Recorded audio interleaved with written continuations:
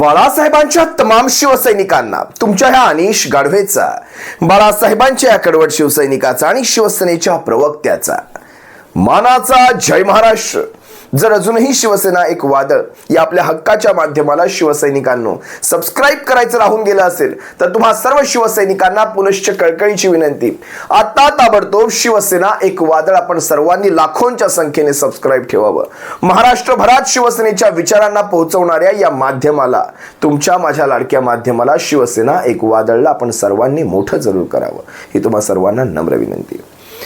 गेल्या 3 वर्षापासून उभा महाराष्ट्र गलिच्छ राजकारणाचे नमुने पाहतोय आणि खरं पाहायला गेलं तर शिवसैनिकांनो, आता झालेल्या विधानसभा निवडणुकांनी या गलिच्छ राजकारणाला एक ईव्हीएम मान्यता दिली, ईव्हीएम राज मान्यता दिली असं म्हटलं तरी वावगं ठरू नये. जे काही असेल ते, पण आता या सर्वातून आपल्याला पुढे जायला हवं आणि या सर्वांमध्ये शिवसैनिकांनो, खरं तर ह्या बातम्या तुम्हा सर्वांपर्यंत पोहोचल्या नसतील किंवा आपण त्या पोहोचूही दिल्या नसतील. तुम्हा सर्वांना वाटत असेल नेमका पक्ष कुणीकडे चालला आहे, नेमकी पक्षाची दिशा नेमकी कुण्या दिशेने आहे, नेमका पक्ष काय करतो, या सगळ्या परिस्थितीतून बाहेर पडण्यासाठी पक्ष नेमकी काय पावलं उचलतोय, पक्षाची संघटनात्मक बांधणी कशी आहे, पक्षाचा ढाचा कसा आहे, पक्षाचा कणा कसा आहे, सध्या पक्ष कुठल्या परिस्थितीत आहे. महाराष्ट्रभरातल्या तमाम शिवसैनिकांच्या मनामध्ये ही भावना नक्कीच आलेली असणार. मी त्या सर्व शिवसैनिकांना पुन्हा एकदा सांगू इच्छितो, बाहेर चाललेलं, बाहेर दिसत असलेलं, तुम्ही आम्ही पाहत असलेलो जे मीडियामध्ये असतं, वृत्तपत्रांमध्ये असतं, प्रिंट असतील, साऱ्या सोशल मीडिया असतील, त्यामध्ये दिसत असलेलं राजकारण हे वेगळ्या अर्थाने पुढे चाललेलं आहे.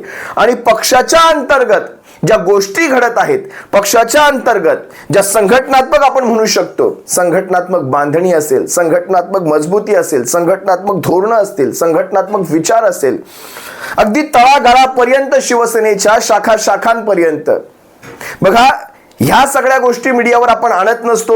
या सगळ्या गोष्टी हा एक व्यूहरचनेचा, स्ट्रॅटेजीचा एक भाग असतो, त्यामुळे तो त्याच थरापर्यंत ठेवला गेला पाहिजे. त्या सगळ्या गोष्टी ह्या मीडियापर्यंत येत नसतात.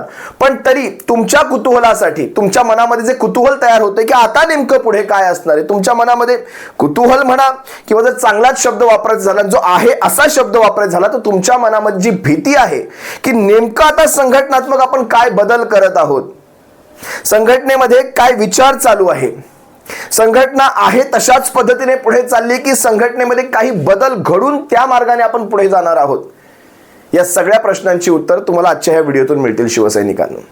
अगदी तेवढ्या स्वरूपात जरी नसली तरी तुमच्या प्रश्नांचं निरसन करणारी ही उत्तर मात्र नक्कीच असतील. बघा, लोकसभेमध्ये शिवसेनेला घवघवीत असं यश मिळालं. मी त्याला यश असंच नाव देईल, कारण शिवसेनेमध्ये आजवर न झालेल्या कधी एवढ्या मोठ्या फुटीनंतर देखील शिवसेना उभारली गेली. एका नवख्या चिन्हाला घेऊन, तुम्ही सर्वांनी पाहिलं असाल, एका नवख्या चिन्हाला घेऊन, एका मशालीला घेऊन शिवसेना अगदी 2-2.5 वर्षाच्या काळामध्ये महाराष्ट्राच्या घराघरात पोहोचली. त्या नवख्या चिन्हाला पोहोचवण्यामध्ये शिवसेनेच्या पदाधिकाऱ्यांनी, अगदी सर्वसामान्य शिवसैनिकापासून शिवसेनेच्या सर्व वरिष्ठ पदाधिकाऱ्यांपर्यंत सर्वांनी जीवाचं रान केलं. ही गोष्ट विसरता कामा नये. तुम्ही पाहिलं असाल, ज्यावेळेस कोर्टाने म्हणण्यापेक्षा ते इलेक्शन कमिशन ऑफ इंडियाने ज्यावेळेस आपला हक्क नाकारला आणि आपल्याकडून शिवसेना ज्यावेळेस काढून गद्दारांच्या माथ्यावर मारली, त्यावेळेस उभ्या महाराष्ट्रात जवळपास 3 ते 4 कोटी लोकांच्या स्टेटसला ही मशाल पोहोचली होती. लक्षात घ्या, महाराष्ट्रभरामध्ये, म्हणजे काल परवामध्ये सन्माननीय राजसाहेब ठाकरे जे म्हणाले की जनतेने आपल्याला मतदान दिलेलं आहे, पण ते आपल्यापर्यंत पोहोचलंच नाही, किंबहुना पोहोचू दिलं नाही. या गोष्टी लक्षात घ्या. अशाही परिस्थितीमध्ये शिवसेनेने लोकसभेच्या निवडणुकांमध्ये जवळपास 10 खासदार निवडून आणले. एका नवख्या चिन्हावर 10 खासदार आणि जवळपास 40, 45, 50 वर्ष जुन्या आपल्या धनुष्यावर शिंदे टोळीने हे 6 खासदार निवडून आणले. या 6 खासदारांमध्ये कमळीचं योगदान हे फार मोठं होतं. त्यात स्वतः तुम्ही जर पाहिलं असाल, शिवसेनेमध्ये फूट पडली होती, म्हणजे शिवसेनेमध्ये 2 गट तयार झाले होते. त्यामुळे समजलं की चला, शिवसेनेची ताकद विभागली गेलेली आहे. पण तरी सुद्धा शिवसेनेने 10 खासदार निवडून आणले आणि कमळीमध्ये कोणती फूट पडली होती, तरी सुद्धा कमळीचे 23चे 10 खासदार झाले. लक्षात घ्या, म्हणजे महाराष्ट्रातल्या जनतेने शिवसेनेला स्वीकारलेलं आहे. शिवसेना म्हणजे ठाकरे आणि ठाकरे म्हणजे शिवसेना. नंतर महाराष्ट्रात काय झालं हे आपण सर्वांनी पाहिलात. म्हणजे महाराष्ट्राच्या जनतेने 42 वरचा एनडीए जवळपास 14 वर आणून ठेवला. तेव्हाच या टोळ्यांना कळालं, म्हणजे शिंदे टोळी, अजित पवार टोळी किंवा कमळी या सर्वांची माय कमळी. यांना ही खात्री मनोमन पटली की हाच जर ट्रेंड राहिला तर महाराष्ट्रात आपले 40-50 आमदार सुद्धा निवडून येऊ शकत नाहीत. मी ईव्हीएम हा फॅक्टर काही काळासाठी बाजूला ठेवतो. आता बघा, ज्या सवंग लोकप्रियतेच्या घोषणा असतात त्याच्यामध्ये पैसा हा फार महत्वाचा फॅक्टर असतो. बघा, विचार करणारे फार कमी असतात, पण थेट अकाउंटमध्ये तुमच्या पैसा जर आला तर तो विचार सोडून पैशाचा विचार करणारे ही फार असतात. ह्या गोष्टी इथे खेदाने मला सांगाव्या लागतील. म्हणजे आपल्याच ताटातलं काढून घुमवून फिरवून आपल्याच ताटात वाढल्यानंतर देखील आपल्याला जर ते कळत नसेल तर आपण जी काही 4 बुकं शिकलो असू त्या बुकांचा काहीही उपयोग नाही. म्हणजे नीती आयोगाचा अहवाल असेल, स्टेट बँक ऑफ इंडियाचा अहवाल असेल, रिझर्व्ह बँक ऑफ इंडियाचा अहवाल असेल, या सगळ्यांनी आपल्या अहवालामध्ये, अगदी कॅगचा अहवाल आहे महाराष्ट्राच्या आर्थिक सर्वेक्षणावर, या सर्वांनी आपल्या अहवालांमध्ये महाराष्ट्र सरकारवर ताशेरे ओढले. अगदी कोर्टाने सुद्धा, म्हणजे तुम्हाला न्यायाधीशांना द्यायला सुद्धा पगार नाही आणि तुम्ही अशा प्रकारच्या योजना आणून जनतेला भुलवत आहात. म्हणजे आज जर महाराष्ट्राचं बजेट समजा, उदाहरण घ्या, समजा 12 लाख कोटी रुपयांचं असेल तर त्यातले 10 लाख कोटी रुपये अशा योजनांवर घालवायचे, 2 लाख कोटींमध्ये सरकारी कर्मचाऱ्यांचे पगार द्यायचे. म्हणजे सबंध वर्षभरात महाराष्ट्राचा विकास 0. पण काय होणार? या विकास जरी 0 असला तरी अशा योजनांमुळे सरकारात तर तुम्हीच बसणार. मग विकासाचं कुणाला पडलंय? आपण सरकारात बसायचा, सरकारचा मलिदा खायचा. लक्षात घ्या, या गोष्टी लक्षात घ्या. महाराष्ट्रात भले विधानसभेच्या निवडणुकांमध्ये शिवसेनेला अपयश आलेलं असलं, 20 आमदार शिवसेनेचे निवडून आलेले असले तरी देखील एक गोष्ट तुम्हाला लक्षात घ्यायला पाहिजे, शिवसेनेच्या 14 आमदारांची संख्या 20 वर पोहोचली.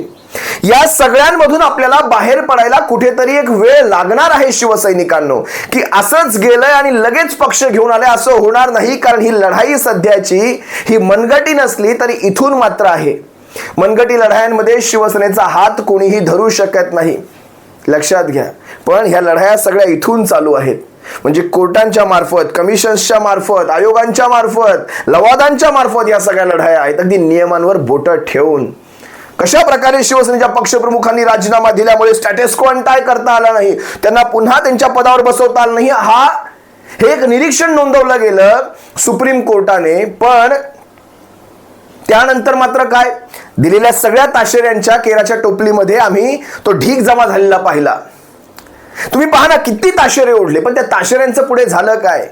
ना त्या कोश्यारीवर कुठली कारवाई, ना नार्वेकरावर कुठली कारवाई, ना काळ्या दाढ्यांवर आणि त्यांच्या बगल बच्चांवर कुठली कारवाई, काहीही झालेलं नाही. असो, तो सगळा भाग मी एका बाजूला ठेवतो.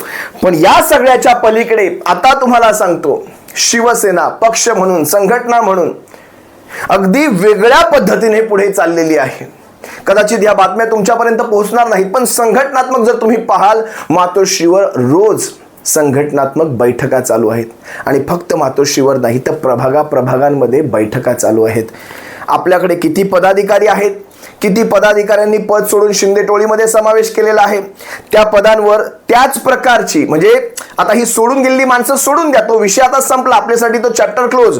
पण तिथेच नौखी माणसं, नौखी मुलं, नौखे पदाधिकारी, नौखे शिवसैनिक, ज्यांच्यामुळे तो जज्बा आहे, तो काम करण्याची ती उमेद आणि जिद्द आहे, त्या पदाधिकाऱ्यांना आता वर घेऊन त्यांना संधी दिली जाते. ते सारे पदाधिकारी कशा प्रकारे तुम्ही काम करू शकता त्याचं सर्वांचं प्रेझेंटेशन घेतलं जातं. तुमच्या मनामध्ये कशा प्रकारे काम करायची जिद्द आहे समजावून सांगा. यासाठी प्रत्येक ठिकाणी निरीक्षक पाठवले जात आहेत. म्हणजे अदला बदल्या कशा असतात, अदला बदल्या, ए चा बी कडे, बी चा सी कडे, सी चा डी कडे, डी चा झेड कडे, अशा प्रकारच्या अदला बदल्या चालू आहेत. प्रत्येक महानगरपालिकेच्या क्षेत्रामध्ये हे नेमून दिलेले, पक्षाने नेमून दिलेले निरीक्षक आपापल्या पद्धतीने आपापल्या तत्सम प्रभागांचा आणि त्या प्रभागातील पक्षाच्या कार्याचा आढावा घेणार आहेत, पक्षाच्या परिस्थितीचा आढावा घेणार आहेत. म्हणजे महानगरपालिका निवडणुकींच्या अनुषंगाने, मग मुंबई महानगरपालिका असेल, ठाणे महानगरपालिका असेल, या महापालिका निवडणुकांच्या अनुषंगाने पक्षाची सध्याची परिस्थिती कशी आहे, बलाबल कसं आहे, पक्षाची नोंदणी किती आहे, म्हणजे सदस्य नोंदणी असेल, पक्षाची अंतर्गत पदाधिकारी नोंदणी किती असेल, त्यानंतर पक्षाने घेतलेले उपक्रम असतील, पक्षाने केलेली कार्य असतील, शाखांच्या आढावा बैठका असतील, म्हणजे नित्य नियमित शाखांच्या आढावा बैठका होत आहेत की नाही, शाखा प्रमुख बैठका घेत आहेत की नाही, किंवा विभाग प्रमुख असतील, उपविभाग प्रमुख असतील, यांच्या नियमित बैठका होत आहेत की नाही, पदाधिकाऱ्यांना मार्गदर्शन होत आहे की नाही, या सगळ्यांचा आढावा, शाखेमध्ये जी नेमून दिलेली कार्य असतात ती कार्य होत आहेत की नाही, या सगळ्यांचा निरीक्षकांकडनं एक अहवाल जाणार आहे. बरं, आता लक्षात घ्या, ही गोष्ट चांगली यासाठी कारण जवळपास अजूनही 7 ते 8 महिने आहेत. या 7-8 महिन्यांमध्ये निवडणुका केव्हाही लागू शकतात, कारण अजूनही ओबीसींचा तसा निकाल लागलेला नाही. पण निवडणुकांच्या जाहीर झाल्यानंतर ह्या सगळ्या गोष्टी करण्यापेक्षा वेळे अगोदर या गोष्टी, आणि जिथे कमी आहे तिथे आतापासूनच सुरुवात करणं हे फार गरजेचं आहे. आणि त्याचसाठी हे शिवसर्वेक्षण अभियान हे राबवलं जात आहे. अशा अभियानाची फार गरज होती. अशा प्रकारची अनेक अभियानं ही राबवली जाणार आहेत निवडणुका होईपर्यंत. निवडणुकांच्या पूर्वसंध्येला पक्षातर्फे राबवली जाणारी ही अभियानं पक्षाला नवसंजीवनी देणार आहेत. कारण बघा, लक्षात घ्या, प्रत्येक प्रभागामध्ये जाऊन पदाधिकाऱ्यांची बांधणी पाहणं, जिथे पदाधिकारी नाहीत तिथे पुन्हा पदाधिकाऱ्यांच्या नियुक्त्या करून देणं, किंवा त्या नियुक्त्या संदर्भात अहवाल पक्षाला देणं, किंवा जिथे पदाधिकारी आहेत पण निष्क्रिय आहेत, किंवा पदाधिकारी असून पक्षाचं काम करत नाहीत, किंवा पदाधिकारी असून पक्षाच्या कामाव्यतिरिक्त इतर सर्वांची कामं करतात. तुम्ही समजू शकता मला काय सांगायचंय. या सगळ्या गोष्टींचा निरीक्षण अहवाल हा पक्षापर्यंत जाऊन आणि त्याच्यानंतर तशा प्रकारची तत्सम कार्यवाही किंवा कारवाई ह्या घडणार आहेत. अनेक गोष्टी आहेत याच्यामध्ये शाखांची आणि प्रभागांची रचना समजून घेणं, त्याचप्रमाणे पदाधिकाऱ्यांमध्ये बूथप्रमुख असतील, गटप्रमुख असतील, अगदी सहगटप्रमुखापर्यंत, आणि त्याच्याही पुढे जाऊन पन्ना प्रमुख, जी गोष्ट भारतीय जनता पक्ष राबवत असते कायम, आपल्याकडेही पन्ना प्रमुखांपर्यंत मुंबई महानगरपालिका क्षेत्रामध्ये शिवसेना पन्ना प्रमुखापर्यंत पोहोचलेली आहे. पन्ना प्रमुखचा अर्थ काय की यादी असते, मतदाराची जी यादी असते आपल्या प्रभागाची, वॉर्डाची तुम्ही म्हणू शकता. समजा एक यादी आहे, त्या एका यादीवर एक गटप्रमुख, म्हणजे एक गटप्रमुख, त्याच्यासोबत कमीत कमी 10 ते 12 हे सहगटप्रमुख असले पाहिजेत. गटप्रमुखाच्या अंतर्गतही सहगटप्रमुख, म्हणजे एका पानावर जर समजा 32 मतदार असतील आणि त्या यादीला समजा 12 ते 13 पानं असतील, तर प्रत्येक पानावर एक माणूस आपला असला पाहिजे. आणि ती पानातली नावं कशी असतात, जर तुम्ही निवडणुकीला जात असाल तर प्रत्येक पानावरची नावं आजूबाजूला राहत असतात. बघा, तो एकच एरिया असतो, एकच प्रभाग असतो, म्हणजे तुम्ही तुमच्या पानावरची आजूबाजूची नावं ही तुम्ही सुद्धा ओळखू शकता की माझ्या बाजूचं जे नाव आहे ते माझे शेजारी आहेत, माझ्या वरच्या माळ्यावर राहणारे आहेत, किंवा माझ्या खालच्या आळीला राहणारे आहेत. अशा प्रकारचं ती रचना असते. त्यामुळे प्रत्येक पानावर शिवसेनेचा गटप्रमुख कसा येईल किंवा सहगटप्रमुख कसा येईल, आणि पन्ना प्रमुख म्हणजे ते पानाचा एक प्रमुख असला पाहिजे, अशा पर्यंत शिवसेनेची संघटनात्मक बांधणी कशी होईल इथपर्यंत शिवसेना आता पोहोचलेली आहे. कारण ह्या गोष्टी तोपर्यंत तळात जाऊन, कारण शेवटी बघा कसं असतं, तुम्ही बाहेर कितीही इन्फ्लुएन्स करा, शेवटी पक्षाला जे मतदान होत असतं ते यादीतून होत असतं. ते तुम्ही 100 लोकांमध्ये उभे आहात, पण त्या 100 लोकांमध्ये जर 2च मतदार असतील तर त्या बाकीच्या 98 लोकांचा तुम्हाला काहीही उपयोग नाही. ते तुमच्या मागे उभे राहून कितीही म्हणाले आप आगे बढ़ो हम तुम्हारे साथ है, किंवा तुमचा विजय असो, काहीही फरक पडत नाही. त्याने तुम्हाला दिसताना खूप चांगला दिसेल, तुम्हाला दिसताना खूप वाटेल की हा मला खूप जास्त सपोर्ट आहे जनतेतनं, पण ते 2 जे आहेत ना ते तुमच्यासाठी फार महत्वाचे आहेत. त्या दोघांवर जास्त फोकस करावा लागेल. किंवा दुसरी गोष्ट, जो या अभियानाचाच भाग आहे, जे 98 आहेत जे तुम्हाला सपोर्ट करत आहेत पण त्यांच्याकडे ते मतदानाचं कार्डच नाही किंवा मतदान यादीत त्यांची नोंदणीच नाही, त्या सगळ्या 98 बसवायचं, त्या सगळ्यांच्या नोंदण्या करून घ्यायच्या आणि त्या 98 लोकांना आपल्या ह्या 2च्या यादीत सामील करून तो 100चा आकडा कसा गाठायचा, या सगळ्याचा हा शिवसर्वेक्षण अभियानामध्ये हा एक भाग आहे. बघा, आता पन्ना प्रमुख मी तुम्हाला सांगितलं, म्हणजे एका पानावर एक माणूस ठेवल्यानंतर तो माणूस कसा सगळ्या आपल्या मतदारांना घेऊन मतदानाला जाऊ शकतो, या गोष्टी आपल्याला इथून पुढे करायच्या आहेत. यादीतील किंवा यादीच्या बाहेरचे नसावे ते प्रमुख, मग ते यादीतलाच असावा. नाहीतर मला माझ्या बाजूला कोण आहे हेच माहिती नाही, माझ्या बाजूच्या घरातला कोण आहे हेच मला माहिती नाही, म्हणजे तो व्यक्तीच जर ते यादीतला नसेल तर कोणीही येऊन तिथे बोगस मतदान करू शकतं. आणि हा बघणारा व्यक्ती याला कळणारच नाही नेमकी ही व्यक्ती माझ्या यादीतली आहे की नाही, माझ्या प्रभागातली आहे की नाही. त्या गोष्टी महत्त्वाच्या आहेत. मयत असतील, विस्थापित असतील यांची नावं कमी करणं, शाखांचा कार्य अहवाल सांगणं, शाखांमधून राबवले जाणारे उपक्रम असतील, शाखांमधल्या पदाधिकाऱ्यांमध्ये काही तंटे असतील तर ते सोडवणं असतील, किंवा महिला आघाडीचे कार्य असतील, महिला आघाडीचे उपक्रम असतील, युवा सेनेची कार्य, युवा सेनेची नोंदणी, अशा अनेक गोष्टींची आपण इथे या सर्वांचं निरीक्षण करणार आहोत. म्हणजे बघा शिवसैनिकांनो, हा मी तुम्हाला सांगितल्यापैकी ह्या सर्वेक्षणाचा हा एक 0% भाग मी तुम्हाला सांगितला. म्हणजे 100%चा 0% असं समजा. याच्या व्यतिरिक्त अशा प्रकारची अनेक अभियानं महाराष्ट्रभर राबवली जात आहेत. त्यांचं आपापल्या पद्धतीने एक वेगवेगळं कार्य आहे. ज्या सगळ्या गोष्टी गोपनीयतेच्या खाली मी कुठेही सांगणार नाही. ज्या गोष्टींची एक जरूरत होती, तुम्हा सर्वांपर्यंत कळणं गरजेचं होतं, ती गोष्ट अगदी थोडक्यात मी तुम्हा सर्वांसमोर सांगण्याचा प्रयत्न केला. तात्पर्य एवढं सांगतो, या सगळ्याचा सारांश असा आहे की महाराष्ट्रभरामध्ये शिवसेना पक्षांतर्गत बांधणी, पक्ष संघटनात्मक बांधणी, या सर्वांमध्ये शिवसेना आता तसूभरही मागे राहणार नाही, याची मात्र तुम्हाला खात्री देतो. सप्रेम जय महाराष्ट्र बाळासाहेबांच्या शिवसैनिकांनो, काळजी घ्या. जय महाराष्ट्र.